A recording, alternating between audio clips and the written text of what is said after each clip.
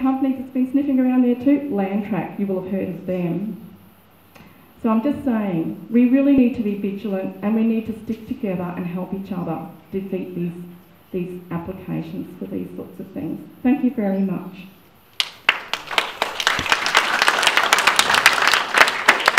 Now, we have invited Councillor Silver and Mayor Antonelli and also the MP for Bundamba, Joey Miller, to come and speak today.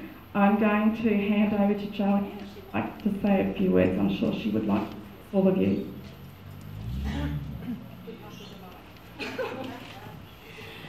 Thank you, Janet. It's my honour and privilege to be here today representing our community. Can I just say at the outset, I am State MP for Bundamba, I am a resident of Collingwood Park, and I am implacably against this dump application.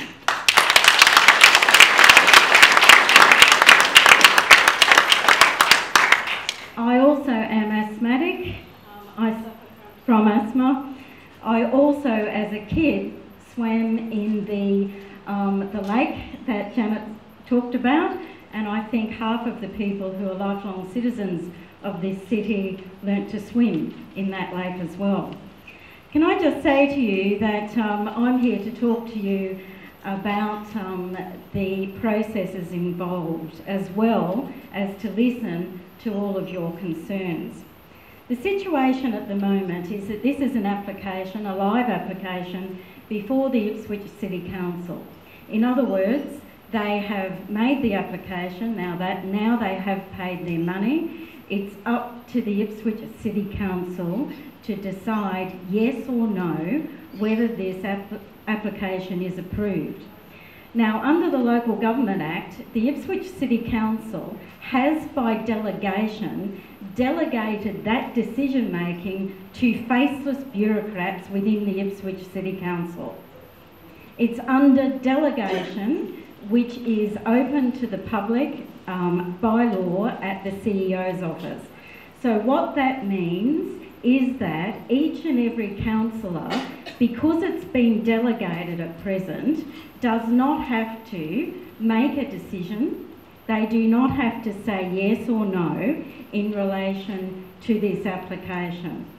What my community here is telling me is that they want those delegations pulled back and that they want the mayor and each and every councillor to say yes or no as to whether or not they want this dump approved.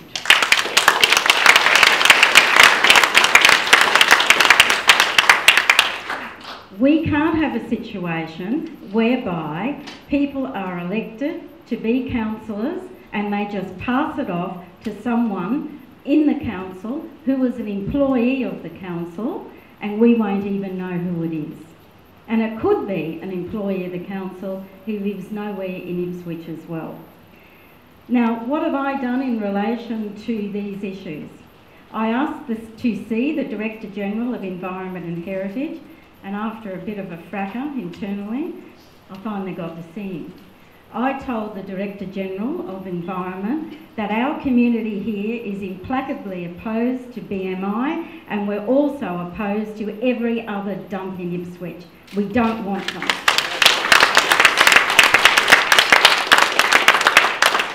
I've also written to the Premier and I've also written to the Environment Minister, making it very clear to both of them that we do not want the dump in any shape, manner or form. And I said in my letter to the Premier that we are a Labor government and it's up to us to look after the working classes that are in our area.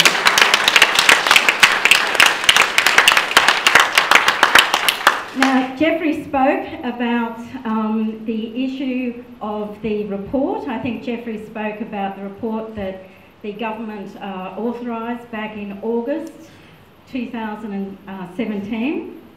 I understand that that may be going to Cabinet.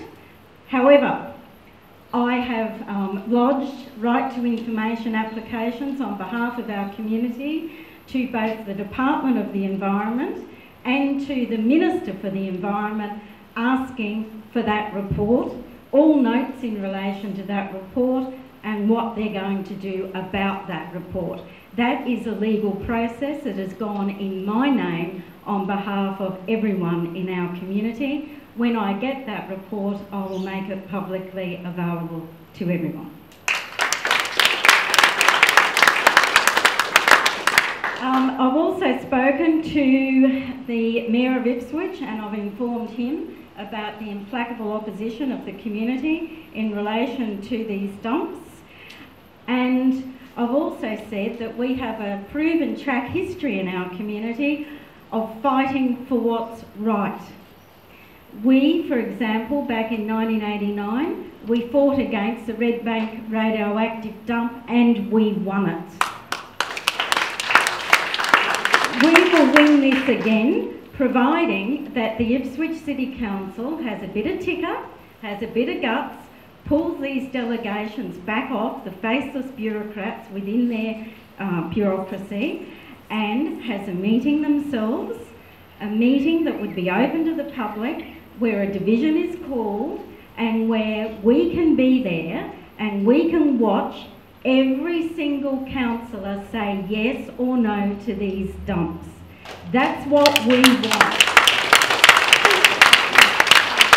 The councillors are elected to represent us, just as I am elected to represent all of us here. I say no, I know our community says no, and we will not cop a situation whereby the councillors say that they can't possibly make a comment because it may cause some sort of legal issue. At the moment there is faceless bureaucrats within the council by delegation who are the ones who will be making this decision for and on behalf of us. I don't know who they are, you don't know who they are, the Mayor might know who they are and the other councillors here today, but it's not good enough. Please, please make the decisions for yourself. Thank you.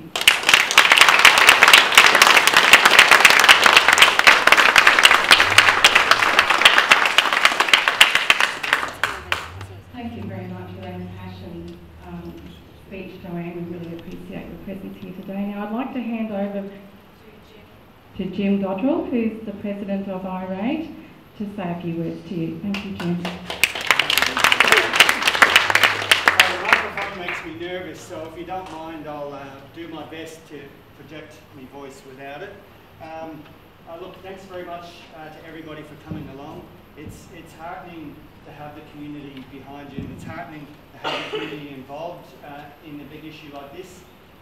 We've been doing this for several years now, and I'm very lucky to be part of an excellent team, a skilled team, who've devoted many, many hours of their own time, unpaid, unrewarded time, to this cause. We've spent many, many hours in consultation with the council, the state government, and some of the dump companies. And we've spent many, many hours over the past few months working with the Four Corners team, working with the Fairfax team, and other reporters in relation to this. So this doesn't just happen on its own. We've had some very good successes with the help of this team that I'm a part of. We've defeated a move by Cleanaway, for example, to start putting putrescible waste in at New Chum. That's that household waste that breaks down and stinks the whole place out. We've also defeated a move by Cleanaway to actually go 120 metres up with that landfill over there. So at the moment, the maximum that they'll go to is around 70 to 75 metres. So you can imagine 120 metres. That's something that would have created a shadow over our suburbs here. So we have had some successes, but not satisfied with that. Cleanaway are still moving, as Jeff mentioned before, to expand their footprint. As we've detailed in the presentation, BMI now are getting a taste for all of this, and they want their sort of share of the action as well, and they want to build a huge dump right next to the Cleanaway dump, which Jeff detailed and Janet detailed for us earlier. We're not going to allow that to happen. We're going to fight against that. We believe that it's the council's responsibility to actually, as we've said, as Joanne did detail, it's a council responsibility. We elect councillors to represent us and our interests. If they don't do that, there's no purpose for them. They're absolutely no value to us, so they're just a waste of money if they're not there representing us and voting on these issues. Look, just a couple of, getting back more specific on why we're here in relation to the BMI application. I've put together just a few sort of low-tech notes, if you don't mind.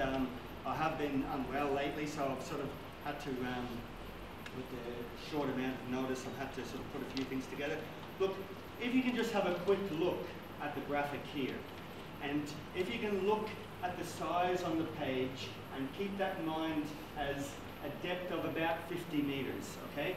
So that's just about roughly the average depth of the void that they want to fill. So the company's saying we want to fill an old mining void, okay? So that's roughly, just, you know, for illustration purposes, 50 meters in depth, okay? So the top of the rim is actually at about 50 meters of what they call AHD, the Australian Height Datum. So it's just an official way of measuring. Now, not satisfied with that, as was in the presentation before, the company want to keep going above that, okay? So they want to go roughly another 58 meters. Shedding to you as I go. So, hold on to this one for a second. I'm going to show you something in a second.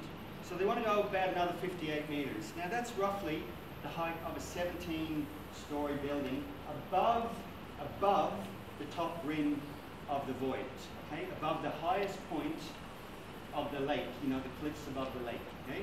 So that's roughly how high they want to go. If you put that together, the height of the waste that they want to go is 108 meters, okay? Now that's